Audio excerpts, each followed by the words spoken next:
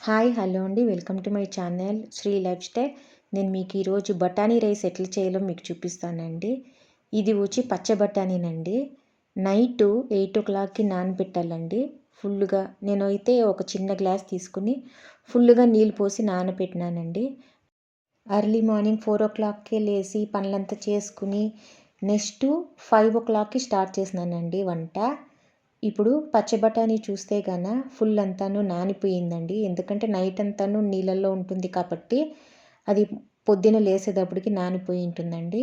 నేను ఈ రైస్ వచ్చి మార్నింగ్ లంచ్ బాక్స్కి మాత్రమే కట్టిస్తాను కాబట్టి చిన్న కుక్కర్లోనే చేస్తానండి. చూడండి ఫుల్ నానిపోయింది. ఇక్కడ బఠానీలు మనం టెస్టింగ్ చేసేకి అట్లా ప్రెస్ చేస్తే చాలండి, అది నానిందా లేదా అని తెలుస్తుంది.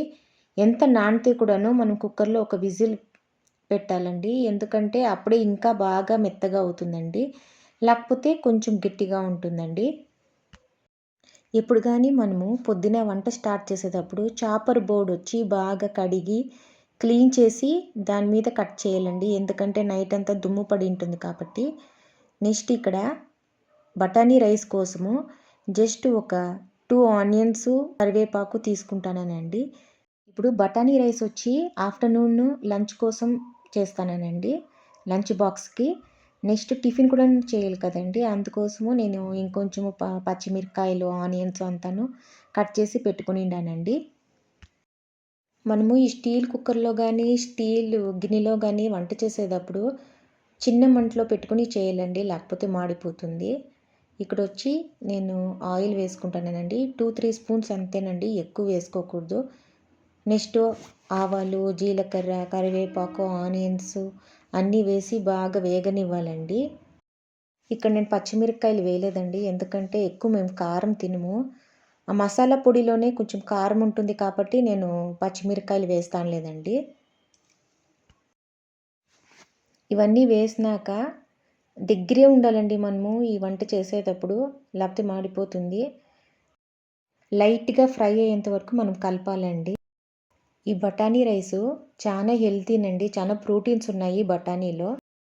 నెక్స్ట్ 1 స్పూన్ అల్లం వెల్లుల్లి పేస్ట్ కూడా వేసి బాగా కలపాలండి. అల్లం వెల్లుల్లి పేస్టు 1 వీక్కి సరిపడా చేసి పెట్టుకోవాలండి. 200 గ్రామ్స్ అల్లం అంటే 200 గ్రామ్స్ వెల్లుల్లి ఉండాలండి. అవి రెండు పచ్చిగానే మనం గ్రైండ్ చేసుకుని పెట్టుకోవాలా. 1 వీక్ వరకు మనకు స్టోర్ ఉంటుందండి ఫ్రిడ్జ్లో. అన్ని కూరలకు కూడాను యూస్ అవుతుంది కదండి, అందుకే ఈ అల్లం వెల్లుల్లి పేస్ట్ మనం వేస్తే ఇట్లా కూరలకి అంతాను చాలా బాగుంటుందండి, మనకి ఈజీగా ఉంటుందండి. నెక్స్ట్ ఇక్కడ 1 స్పూన్ వరకు నెయ్యి వేస్తానండి, ఇంకా టేస్ట్ బాగుంటుందండి.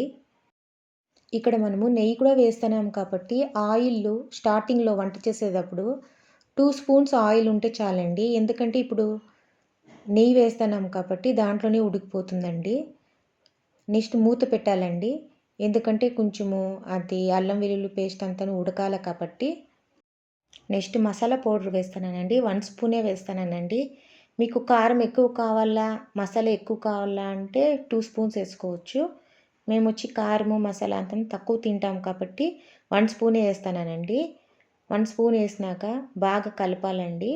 నెక్స్ట్ పసుపు కూడా వేస్తానండి, పసుపు కూడా వేసి బాగా కలపాలండి. నెక్స్ట్ ఈ మసాలా కూడా ఉడకాలి కదండి, అందుకే ఒక 1/2 గ్లాస్ వరకు నీళ్ళు వేసి బాగా కొంచెం ఉడకనివ్వాలండి. కొంచెము ఆయిల్లోను నెయ్యి అంతా పైన తేలేంత వరకు కొంచెము ఉడకనివ్వాలండి. నెక్స్ట్ ఉడికినాక కొంచెం బఠానీ వేసుకోవాలండి, మనకి ఎంత కావాలో అంత బఠానీ వేసుకోవాలండి. నేనైతే కొంచెమే వేసినాను, కొంచెం బఠానీలు పక్కన పెట్టినాను, ఎందుకంటే మళ్ళీ అది ఉడకబెట్టుకుని అట్లే తినచ్చు అని. నెక్స్ట్ బఠానీలు ఉడికేకి ఒక 1/2 గ్లాస్ వరకు నీళ్ళు వేయాలండి.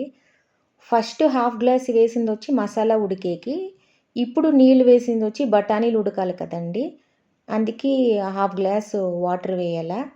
వేసి నెక్స్ట్ 2 విజిల్స్ వచ్చేంత వరకు పెట్టాలండి, ఎందుకంటే బఠానీ అంత బాగా మెత్తగా కావాలండి.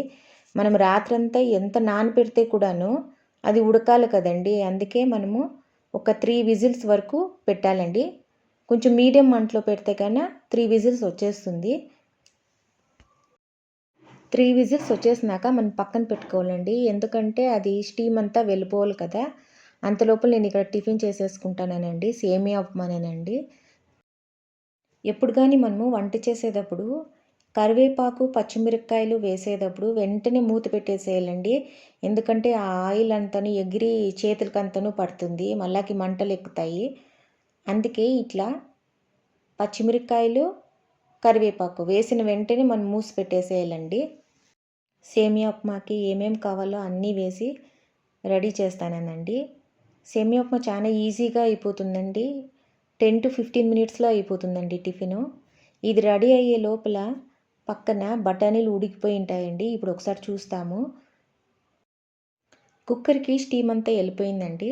ఇప్పుడు ఒకసారి ఓపెన్ చేసి చూస్తాము. బఠానీలు ఉడికిందా లేదా అనేసి ఒకసారి టెస్టింగ్ చేయాలండి.